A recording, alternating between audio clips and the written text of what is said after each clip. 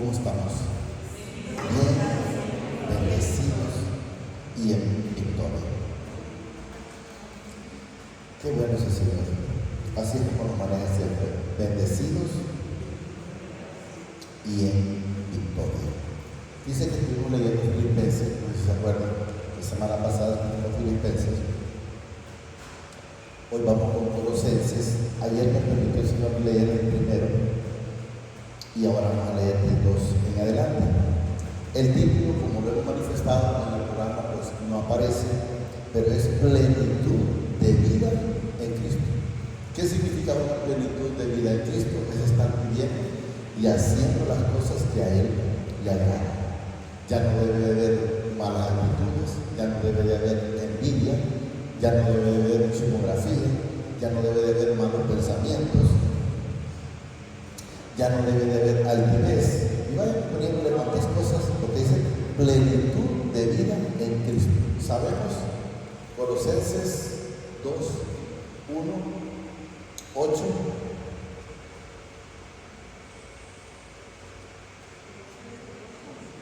Sí, 2, 8, perdón, 2, 8.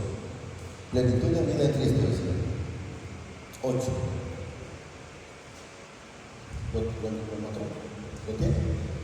Quiero que entendamos en esto que vamos a, que el Señor va a permitir que leamos hoy. Es que hay que estar siempre atento. ¿Por qué? Porque van a haber engañadores queriéndole llevar la palabra de una manera diferente, de una manera torcida, de esa manera, pidiéndole sacrificios que hagan. Casualmente ayer recibí una oportunidad de que llegó una persona al sifón y pues hicimos el evento normal, lo terminamos y luego esa persona pues me fue a buscar por allá donde estaba y me dijo: tengo 3 meses de situaciones difíciles, quiero que vuelva. Y lo hice en el Señor en el momento que Él me lo permitió, pero primero le enseñé un texto que no está en la Biblia, que lo entendamos. Era un pasaje que lo mandé la vez pasada, donde dice: alguien dijo, ya estoy cansado, Señor. Ahora quiero que seas tú haciendo mi vida. ¿Qué quiero que entendamos? Que cuando nosotros hacemos en nuestra humanidad o en nuestra fuerza, el Señor nos ayuda. El Señor, si usted está creyendo que usted está haciendo su fuerza y le está ayudando, quíteselo de la cabeza. Porque el Señor a usted le va a ayudar cuando usted permita que Él haga en su vida. Mientras usted quiere ayudarle al Señor, pues tenga la plena seguridad que va a estar pasando un proceso diferente, un proceso difícil. Y le mencioné en el Señor lo que le pasó a Sara. Sara le quiso ayudar al Señor. Entonces, cuando ella le quiso ayudar al Señor, al final lo que le pasó fue una situación difícil que duró 25 años, según las Escrituras. Entonces, ¿por qué? Porque no creyó. ¿Por qué? Porque ella quiso ayudarle al Señor. ¿Será que me equivoqué? ¿Será que no entendí?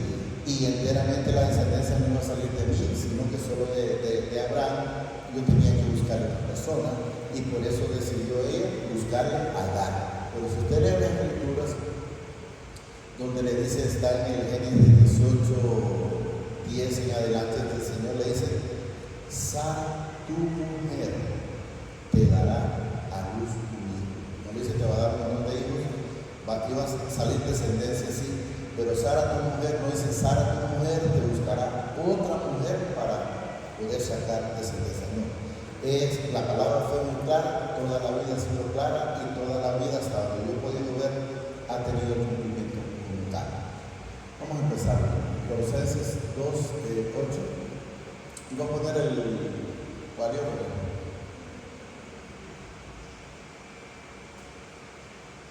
Ahí. Mirad, dice, que nadie os engañe. ¿Qué significa? Van a andar engañadores en el mundo, como andan muchos, hablándole básicamente más de prosperidad antes que el Señor. Para los que no lo han escuchado, los pastores de antes o los profetas de antes decían: arrepiéntete, conviértete, porque si no verás la ira del Señor en tu vida. Y Y lo de ahora, pues ustedes saben, si pactas, si haces esto, si haces los otros, vas a ser prosperado. Es completamente diferente. Repito, mirad que nadie se engaña, dice, por medio de filosofías huecas, sutilezas, según las tradiciones de quién? De los hombres. No habla de él. Quiero que entendamos lo que la gente le dice a usted, no porque enteramente esté en la palabra. Porque si usted me pregunta, hermano, ya soy bendecido, yo le digo, la palabra nos dice en Deuteronomio 28, 2, del 1, del 1, 2, en adelante dice, si oyeres atentamente mi voz, e hicieres todas las cosas, guardar los mandamientos y todo lo que está, entonces usted va a ser prosperado. Si no, pues seguiría en la misma situación. Bueno, hermano, lo voy a poner bien, para que entendamos.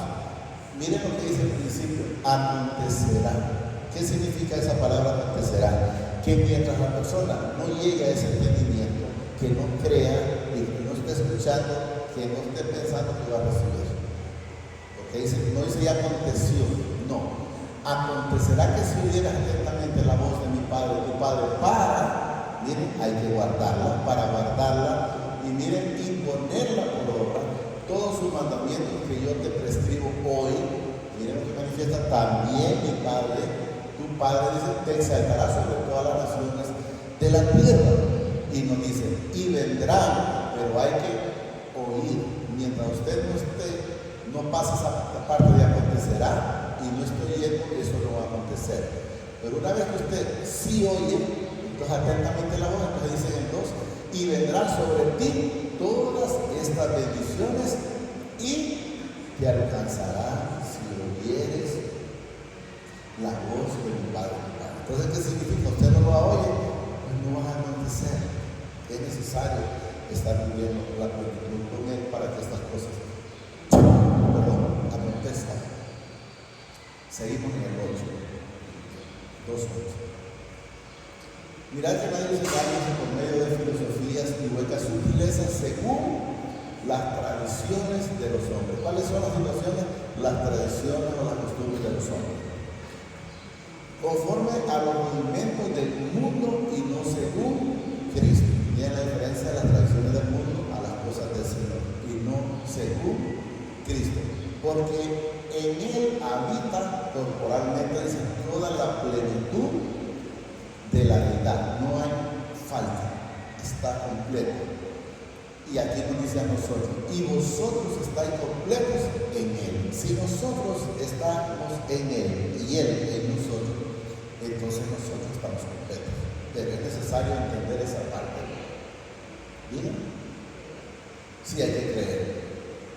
Y vosotros estáis completos en Él. Siempre la que no es que a mí me falta esto, a mí me falta aquello. No, si está en Cristo, usted está completo. La palabra lo dice. Y vosotros estáis completos en Él, que es la cabeza de todo principado y potestad. En Él también, miren, fuiste circuncidado con circuncisión, miren, no hecha a mano. ¿Por qué? Porque antes le cortaban el prepucio. No, nosotros somos circuncidados a través del Espíritu Santo. Es lo que nos manifiesta el Señor. En Él también fuiste circuncidado con circuncisión no hecha, miren, a mano, al echar de nosotros el cuerpo pecaminoso carnal, o sea, al quitar lo malo. Por eso la palabra dice que todo cristiano es una nueva criatura. He aquí todas las cosas viejas pasaron y todas son hechas nuevas cuando estamos oyendo y viendo esa plenitud en Él. En la circuncisión de quién? De Cristo Jesús. Sepultado, dice, con Él en el bautismo, en el cual fuiste también resucitado con Él, mediante la fe. Sabemos que dice la palabra, sin fe es imposible agradar al Señor. En el poder del Padre dice que le levantó de los muertos. Y a vosotros estando muertos en pecados y en la incircuncisión de vuestra carne, o sea, muertos, porque nosotros estábamos muertos. ¿De qué manera? No muertos como cuando miramos a alguien en un ataúd, no, muertos espirituales. Eso es lo que nos manifiesta la palabra. Y a vosotros estando muertos espiritualmente, ¿qué? En el pecado y en la incircuncisión de nuestra carne, os dio vida juntamente con él, perdonando todos vuestros pecados. El Señor ya perdonó todos sus pecados y los míos, pero hay gente que quiere todavía decir, no, es que si yo no hago mi sacrificio, es que si yo no estoy en carne, es que si yo no estoy ayunando, es necesario. No, a Él le plació darle la gracia, el perdón a usted sin estar como está. Él lo recibió como tal, en pecado, en todo, muerto en pecado. Él nos dio vida juntamente con el Señor Jesucristo. Repito, y a vosotros nos estando muertos en pecado y en la incircuncisión de vuestra carne os dio vida juntamente, no dice os va a dar, no, os dio vida juntamente con él, perdonando todos los pecados. O sea, nosotros hemos sido perdonados por la sangre de Cristo Jesús en la cruz. Y luego nos dice, anulando el acta de los decretos que había contra nosotros. ¿Cuál era esa acta que estaba contra nosotros? Era la ley. ¿Y qué pasó? Porque nosotros no la podíamos cumplir. Esa ley fue cumplida solo por una persona, por un ser celestial, y se llama Jesucristo. Es el único que no pecó, que nunca tuvo envidia, que no tuvo un pleito, y fue el único que todo lo cumplió. Anulando el acta de los decretos que había contra nosotros, dice que no, que nos era contrario, quitándola del medio y clavándola ¿dónde?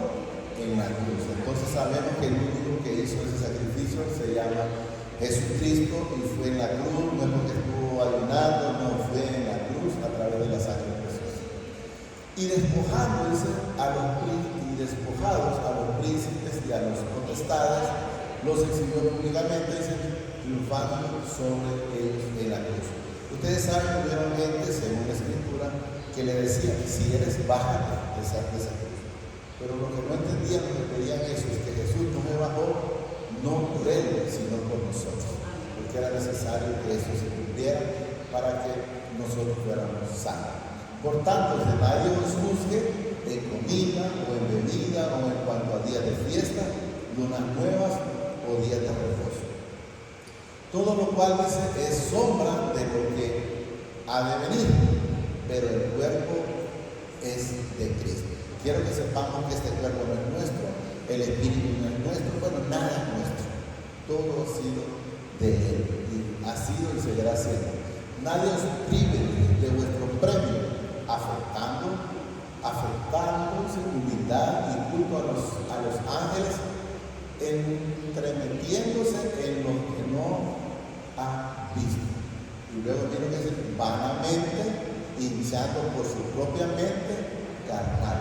O sea, el hombre haciendo, mostrándose sobre un santo, y ahí los mantiene y le pide, y usted me dice a mí, hermano, pero mire, yo le pedí a ese jarrón y me dio un milagro, y yo siempre le creo.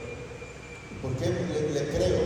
Porque el Señor lo dice en su palabra, que las personas que creen antes en otra cosa, Él permite. ¿Pero por qué lo permite? Para que se mantenga sometido a Él. Porque como lo más fácil para Él fue irse a un santo y no a Él, entonces lo mantiene, ahí lo mantiene sumergido. Nadie os prive, dice, vuestro premio, dice, afectando humildad y culto a los ángeles, a santos y todo, entreteniéndose en lo que no han visto. Vanamente, dice, hinchando por su propia mente carnal, y no haciéndose de la cabeza en virtud de que todo el cuerpo, nutriéndose y uniéndose por las coyunturas y ligamentos, crece con el crecimiento que da Cristo. Si usted va creciendo día a día espiritualmente, sepa que no es porque usted lee más, sepa que no es porque usted ha estado haciendo algo diferente, no, ha sido por pura gracia del Señor. ¿Por qué? Porque dice el Señor a través de su bendita palabra que esto no es del que quiere, del que corre, sino de quien Él tiene misericordia. ¿Estamos claros? Pues si habéis, dice, muerto con Cristo en cuanto a los rudimentos del mundo, o sea, las costumbres que nosotros teníamos antes, pues si habéis muerto con Cristo en cuanto a los rudimentos del mundo, porque como si vivieses en el mundo, os sometéis a pretexto. O sea, ¿por qué seguís haciendo las costumbres de otros si nosotros ya estamos en Cristo? Y si estamos en Cristo, somos libres. Pero hay quienes dicen, os sometéis a preceptos, tales como no manejes, ni gustes, ni aún toques. O sea, cuando alguien dice, todo esto es inmundo, no.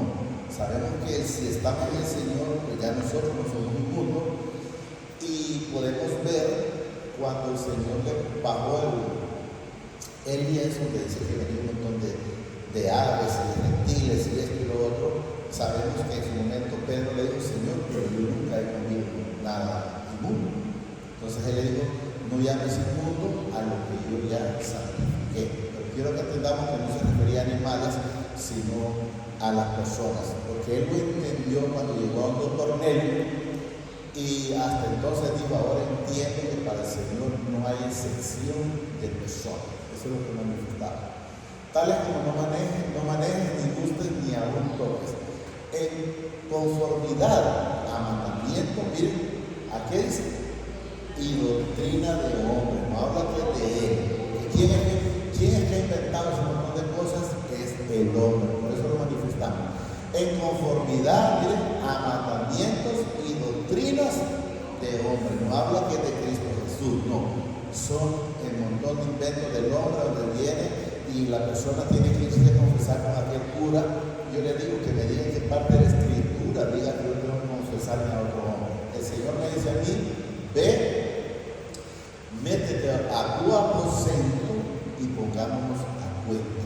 No dice ahí, busca a un hombre y le dice todo lo que tú has hecho. No, ve a tu aposento y pongámonos a cuenta. En conformidad dice a mandamientos y doctrina de hombre, cosa que todas se destruyen con el uso. O sea, porque el hombre nada tiene que ver.